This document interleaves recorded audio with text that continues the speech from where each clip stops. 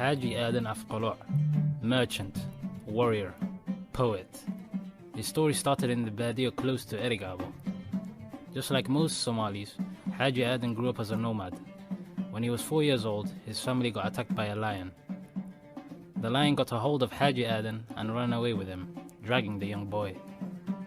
Just as the lion was running with the child, carrying him through the rocky terrain, the lion got to his den and left Xaaji Aadan wounded. When this tragedy befell upon his family, even though they were patient, there was almost no hope they would see their child again. Aadan stayed almost a full day in the lion's den. Ilahi amarkiis, there was a herd of sheep grazing near where Xaaji Aadan was. One of the sheep went astray from the herd and saw the wounded child in a precarious situation. The sheep ran back to a young girl who was herding the sheep. It made a fuss and pulled the girl to the cave. There she saw Xaaji Aadan dripping in his own blood and rolling his eyes. She dusted Xaaji Aadan off, picked him up, and brought him to a place where he could be helped. Once they arrived, the people saw the state of the young boy and said there was no chance of him surviving. But by the will of Allah, the little boy recovered well. When he recovered and could speak again, he was identified as the son of Ahmed Hassan, whose son was recently taken by a lion. He was returned to his family, who were overwhelmed with joy. This was the first time that Allah had saved Xaaji Aadan Ahmed Afqalooc, and it was not the last.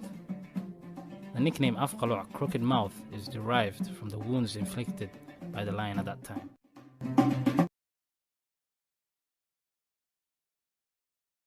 Xaaji Aadan didn't want to be a camel herder, but wanted to see the world. In 1902, Xaaji Aadan left for Yemen. There he became a sailor and had the opportunity to explore and go to different countries like Djibouti, the Gulf states, and Syria. After a while, he settled in Sana'a, where he was buying and selling goods from all over the world. In the 1920s, he was arrested and sentenced to death for killing a man while protecting his goods during the war between Aadan and Sana'a. Xaaji Aadan got released or escaped and went to leave the country. He went to different places to gain knowledge. He did that in Obok, Massawa, Nubia, and Cairo. A fervent opponent of colonialism. Afqalooc was also participating in the wars of independence in Sudan and Eritrea. But unfortunately, both revolutions got crunched down. After a short spell in Ethiopia, Xaaji Aadan Afqalooc went to Syria and Palestine to open businesses, but quickly returned to fighting against the oppressive regimes of the French and the English. After a while, Xaaji Aadan left the Levant and went on a spree of different countries like Iran, Afghanistan, India, and Indonesia, where he became very successful in his business endeavors. An old man once asked Afqalooc, "Xaaji Aadan, how many languages do you speak?"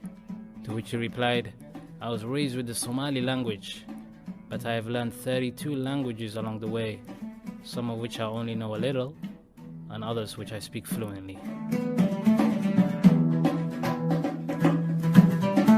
In 1941, after 39 years' absence, at the age of 70, Xaaji Aadan returned to Somalia. When he was away, Xaaji Aadan took part in the liberation struggles of the peoples of Sudan, Eritrea, and Palestine.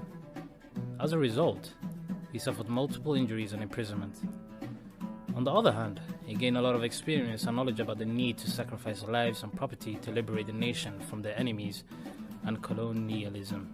He returned to his country and saw the same change as he saw in the other countries he lived in.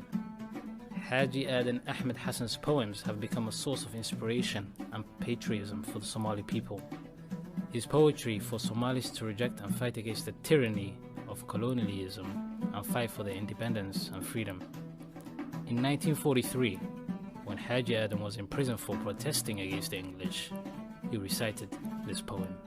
Wuxuu yiri, gobannimada hawlyari ninna kuma helayo rag horumar doonana waayaa hor jooga haasaawe jiib iyo hurdo kuma timaado hameen nimaan u guurayn oo lama yiraahdo nimaan haara lagu yeelin hebel lama yiraahdo halkay taal wax ka xiga halis iyo dab weeye hore inaan u jeednaa hadafkeennu yahayo hamadii ujeeddaduna dhaxal harayo weeye halkaan caawa joognana rag baa noo hagaajee haamaanadaa gala laga haybadoystee haytaamihii gaandaa barya lagu hor joogaye halyeygii nakruumiyo jamaal baa u hoydee isba magacii uu helay baa loo haneeyee anna kama hiniyaaye taariikh bay iga hadhiyo haadbiirig iyo bidhaa habra looma tumanine nin haraati diidaa hoggaan looga dhigayee nin sidayda hawlkari hohba kama yidhaahdo harash iyo nin liitaa ka halaahalaya hamba niman lahayn baa hagardaama moode higmad iyo bustaha xumi ka hagaagsan ruumiye haruurkayga ii keen halla maaha xaalkuye. One of his most famous poems was about the death of Sheikh Bashir.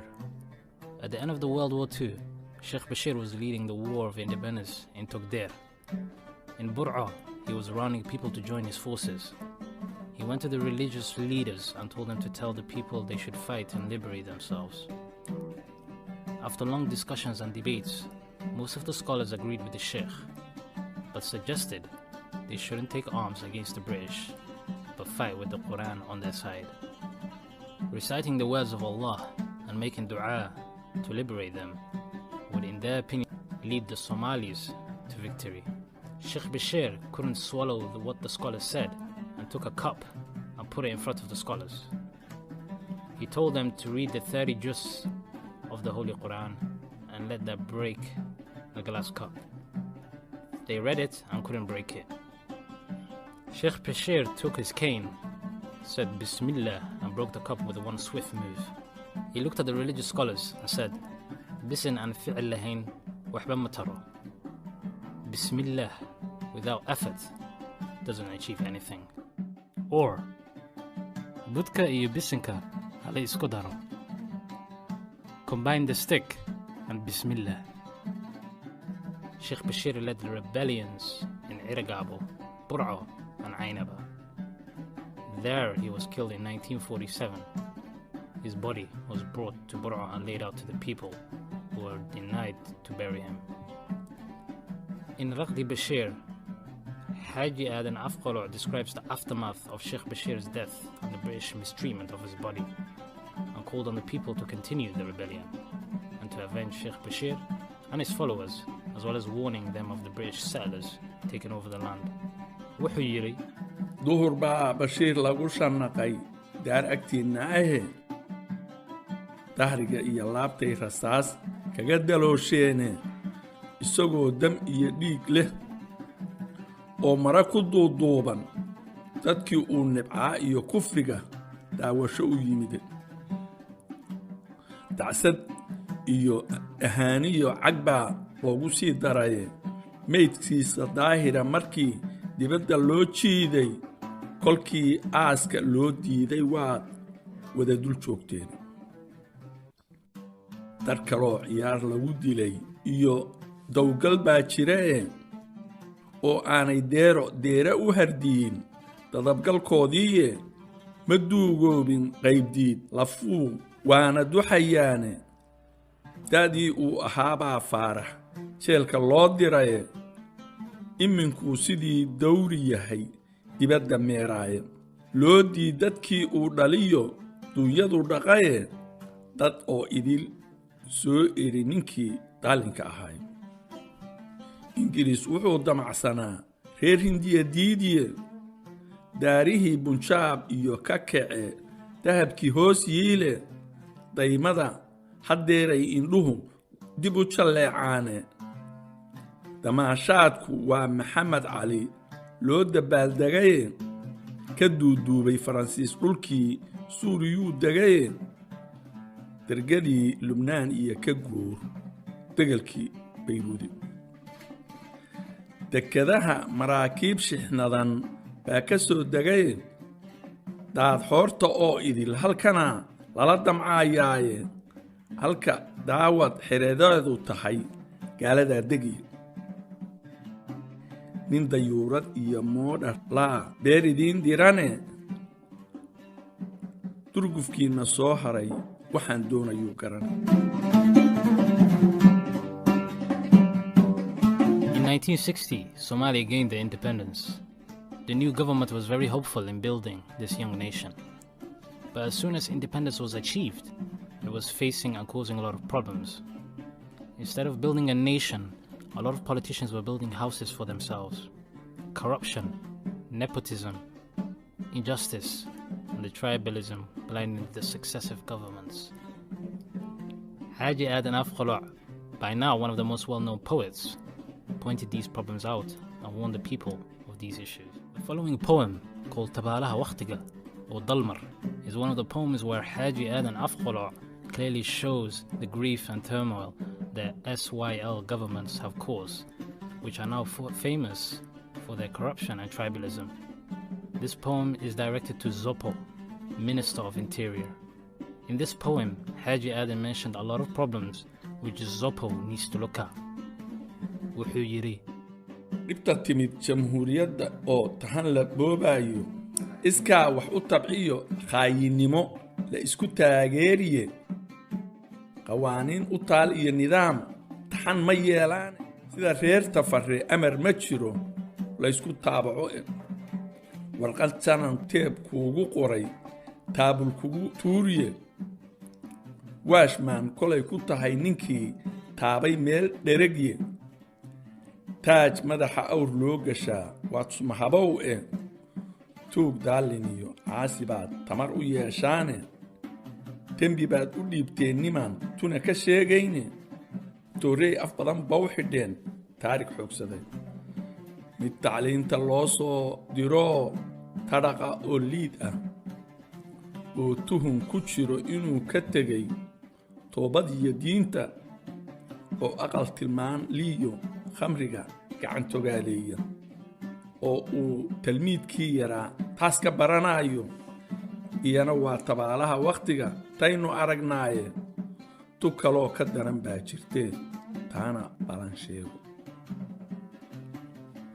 jaamacad nin tegey oo digrii tuu la yimid haysta oo inuu dalkii wax u tariyo tabaca doonaya oo taana loo baahan yahay toogta sida joogta oo jaahil tigin adag dhidbaday taqadumkow diiday oo reerkii tegi waayay oo amal la'aan taagan iyana waa tabaalaha waqtiga taynu aragnaaye tu kaloo ka daran baa jirtee taana balan sheego haddaad adigu tuur leedihiyo tootir iyo qaallo mid kaleeto inaad toosisaa waa tu aan dhicine waxaa khaainnada looga tegay tacabadii boobay nin baqoon ku taal buu ka baqay inay ka taabtaane haddaan tiriyo waxa aynu nahay waan tawahayaaye taariikhda weli sooma marin teenna oo kale tihii Israa'iil helay tani sallowdaaye anoon boogta wada taaban oo idin tusaaleeyey oo aan tambiih iyo islaax taana uga jeedo waa taar aan boosta ugu riday soobe haw tago.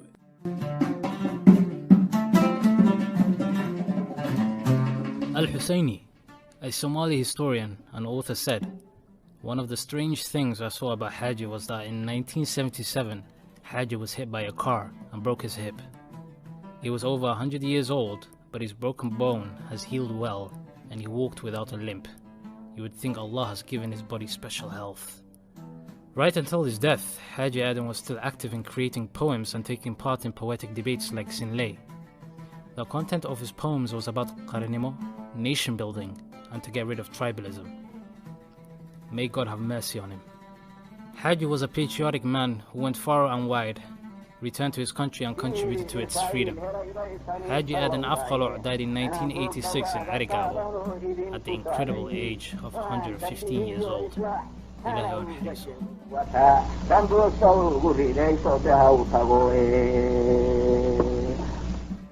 Thank you guys for watching. If you have enjoyed this video and want to hear from us again, be sure to hit the subscribe button before you go. Like the video, and share it with friends and family who also want to learn more about Somali poetry and history. Also, follow Dhaqandoon on Instagram, where we post poetry translations and different things about Somali culture. See you guys in the next video. Obey, hello.